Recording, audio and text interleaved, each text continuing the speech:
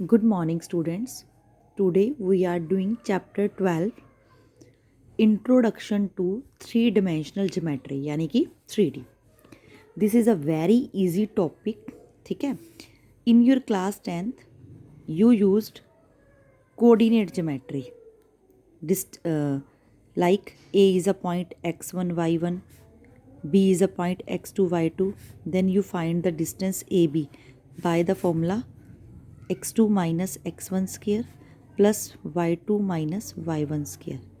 That is the coordinate geometry यानी कि वहाँ पर हम 2D की बात करते थे ओनली x और y. Now it is a 3D three dimensional geometry. So here will be a point like A x1 y1 z1 और B x2 y2 z2. Then how can you find the distance? By the same formula x2 minus x1 square plus y2 minus y1 square plus z2 minus z1 square. In two dimensional this is x dash y dash, but in 3D a point is like x y z. ठीक है. अब यहाँ पर कोई भी point x axis पर कैसा होगा x0 0. कोई भी पॉइंट y एक्सिस पर कैसा होगा 0 y 0. z एक्सिस पर कोई भी पॉइंट कैसा होगा 0 0 z. जो पॉइंट x और y दोनों के बीच में लाई करेगा x y 0, y z के बीच में 0 y z, x और z के बीच में x 0 z. अब हम इसको क्या बोलेंगे इस पॉइंट को it is lies on X Y plane. This is Y Z plane, this is X Z plane और a general point P that is on X Y Z. ठीक है. हमारे ये जो है क्यूबॉइड की फॉर्म में कि अगर इस टाइप से ये ज्योमेट्री काम करेगी. अगर यहाँ एक्स पॉजिटिव है तो उसकी अपोजिट डायरेक्शन में एक्स डैश होगा, Y Y dash, Z Z dash. ठीक है. तो आप इसके अकॉर्डिंग इसके नेगेटिव पॉइंट लिख सकते हैं. Now in your 12.1 a point is on X axis what are its Y coordinate और जेड कोऑर्डिनेट. अगर कोई पॉइंट एक्स एक्सिस पर है तो उसका वाई कोऑर्डिनेट क्या होगा 0 और जेड कोऑर्डिनेट भी क्या होगा 0. अगर कोई भी पॉइंट एक्स जेड प्लेन पर है तो आप उसके वाई कोऑर्डिनेट के बारे में क्या कहेंगे. वो पॉइंट कहाँ पर लाई करेगा Y coordinate 0. Name the octant in which the following points lie. अब आपको ऑक्टेंट्स बताने हैं कि जहाँ आपके फ्लोइंग पॉइंट लाई करते हैं.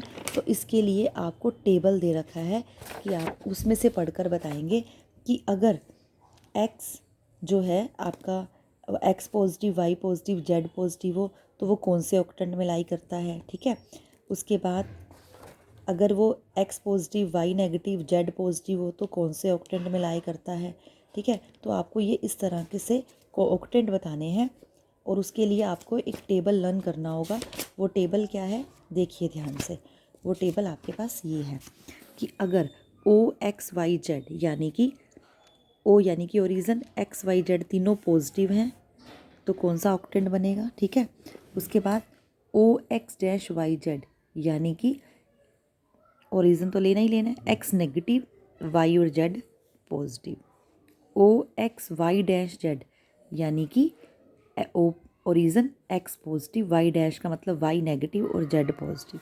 तो आपको इसके अकॉर्डिंग ऑक्टेंट बताने हैं कि ये कौन से ऑक्टेंट में लाई कर रहा है. Like x coordinate 1 2 3, 1 is positive 2 positive 3 positive, all are positive. This is lies in O X Y Z octet. ठीक है.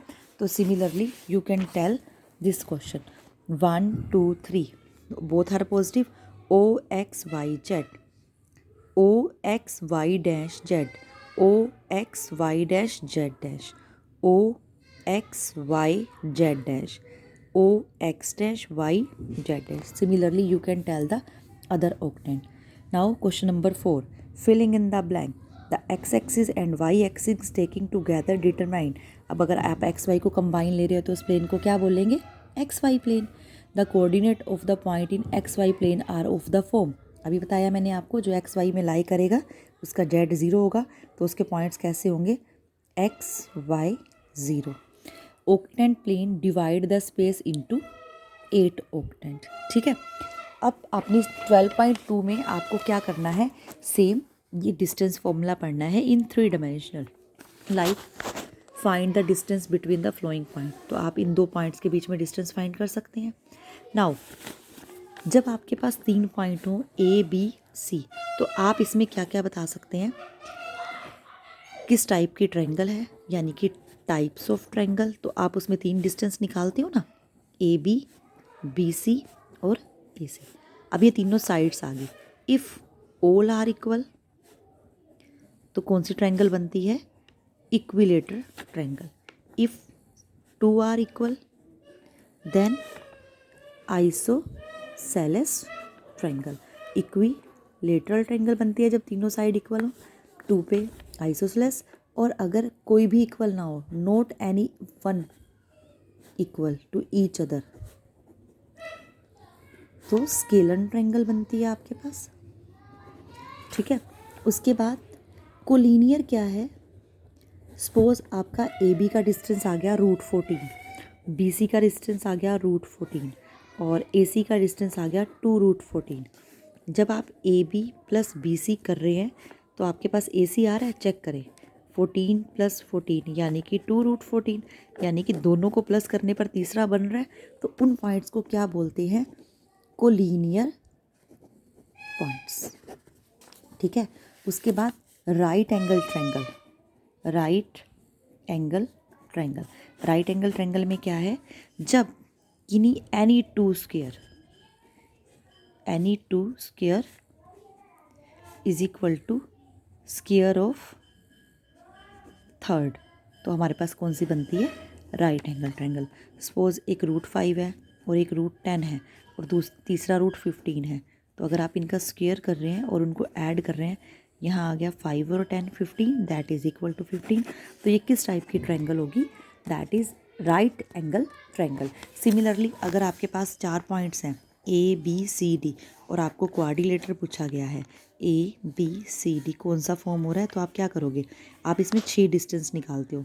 पहले 4 sides A B C D A D, और डायगनल्स निकालते हैं हम। डायगनल्स कौन कौन से फाइंड करते हैं हम, ए सी एंड बी डी। तो अगर 4 साइड इक्वल है, ऑल आर इक्वल और डायगनल्स आर इक्वल, तो किस टाइप का क्वाड्रिलेटर बनता है, square. Side equal but diagonal not equal, क्या बनता है, रोम्बस। फिर अपोजिट साइड की बात करें कि अपोजिट साइड्स इक्वल और डायगनल भी इक्वल, तो क्या बनता है, रेक्टेंगल। फिर opposite side equal but diagonal not equal, that is form a parallelogram. तो in the your second exercise you can do all the question like find the distance between 2 points, show that the point these are collinear, verify the triangle, parallelogram. Now question number 4, find the point of set of find the equation of the set of points which are equidistant from the point this and this। equidistance लेना है तो आप एक point P late कर लो x y z, और आपको A be given है, यानी कि आपको क्या दे रखा है, P A is equal to P B. तो दोनों पे डिस्टेंस लगा के स्क्वेयरिंग करके you can find the equation. Now you can complete your 12.2। Now in 12.3 what is the main concept of 12.3, section formula. Section formula आपने 2 dimensional में already कर रखा है। Now in 3 dimensional a point will be a x1 y1 z1 x2 y2 z2, और अगर कोई point यहाँ पर P है और A और B पॉइंट्स को, ठीक है, m/n में कन्वर्ट कर रहा है, and you can find x y z by section formula. Same section formula, but here are 2 types of ratio, m/n when both are positive, that is known as internally ratio. if it is externally, तो यहाँ पर externally में क्या होता है, आपके पास n जो है वो नेगेटिव हो जाता है। तो रेशो निकालने का सेम फॉर्मूला है 10th क्लास वाला। x कोऑर्डिनेट कैसे निकलता है, mx2 nx1 /m + n। y निकालने का क्या फॉर्मूला है, my2 ny1/m+n, और z निकालने का क्या फॉर्मूला है, mz2 nz1/m+n। These are in internally, और एक्सटर्नली में यहाँ पर सब में क्या आ जाएगा, नेगेटिव। एक्सटर्नली में जो आपकी सेकंड रेशो है वो नेगेटिव हो जाती है, ठीक है। बाकी सेम कंसेप्ट से आप अपनी 12.3 कंप्लीट कर सकते हैं। Find the coordinates of points which divides the line segment joining this and this in 2:3 internally and externally. पहले 2:3 आपको पॉजिटिव लेनी है, फिर 2:-3 लेनी है। गिवन पी क्यू आर को linear, find the ratio in which Q divides P R. अब आपके पास एक पॉइंट पी है, एक पॉइंट आर है, आपको बताना है कि क्यू किस रेशो में कट करेगा। पी पता है आपको 3 2 -4, आर पता है आपको 9 8 -10, और क्यू के पॉइंट भी पता है आपको 5 4 -6। Late ratio will be k/1, क्योंकि जब भी आपको रेशो लेट करनी होती है k/1 लेंगे। करिए सॉल्व, 9k + 3/k+1 that is equal to x coordinate. Similarly 8k + 2/k+1 that is equal to 4। फिर माइनस का 10k - 4/k+1। जब आप इन तीनों को सॉल्व करोगे तो आपको फर्स्ट वैल्यू से देखो क्या मिल रहा है, 9k + 3 is equal to 5k + 5, यानी कि 4k is equal to 2। k की वैल्यू कितनी आ गई, 1/2। सेकंड को सॉल्व करें, 8k + 2 इक्वल टू 4k + 4, यानी कि 4k equal to 2, same k is equal to 1/2। Similarly third point से भी आपके पास क्या आ जाएगा, 1/2। इसका मतलब तीनों रेशो सेम आ रही हैं, तो दैट इज़ द प्रोसेस कि दीज पॉइंट्स आर कोलिनियर। और किस रेशो में डिवाइड कर रहे हैं, 1/2, यानी कि 1:2 इंटरनली। आपको इंटरनली लिखना पड़ेगा because ratio are in positive, ठीक है। और अगर नेगेटिव होता तो क्या लिखते, 1:-2 नहीं लिखना, हमने क्या लिखना है, 1:2 externally. Now question number 3, find the ratio in which XY plane divides the line segment joining this and this. Ratio बतानी है YZ प्लेन पर। अब YZ प्लेन पर क्या जीरो होगा, पॉइंट कैसे होंगे, 0 YZ। और आपको अब A भी पता है, B भी पता है, रेशो आपको कौन सी लेट करनी है, k/1, और 0 वाले से कंपेयर करके आप जो है k की वैल्यू बता सकते हैं। You can do question number 4 same as question number 2। Next, find the coordinates trisect. Trisect क्या होता है, एक सेक्ट लाइन को 3 पार्ट्स में कट करना, लाइक P और Q, 1:1:1। ट्राइसेक्ट ना 3 इक्वल पार्ट्स, 1 2 3। तो अगर जब आपको P निकालना है तो आप इधर 1 रेशो लोगे और इधर की रेशो क्या बनेगी, 2। और Q के लिए क्या होगा, हेयर 2 पोर्शन, हेयर इज़ 1। तो P को किस पॉइंट से निकालोगे, 1:2, और Q को किस पॉइंट से निकालोगे, 2:1।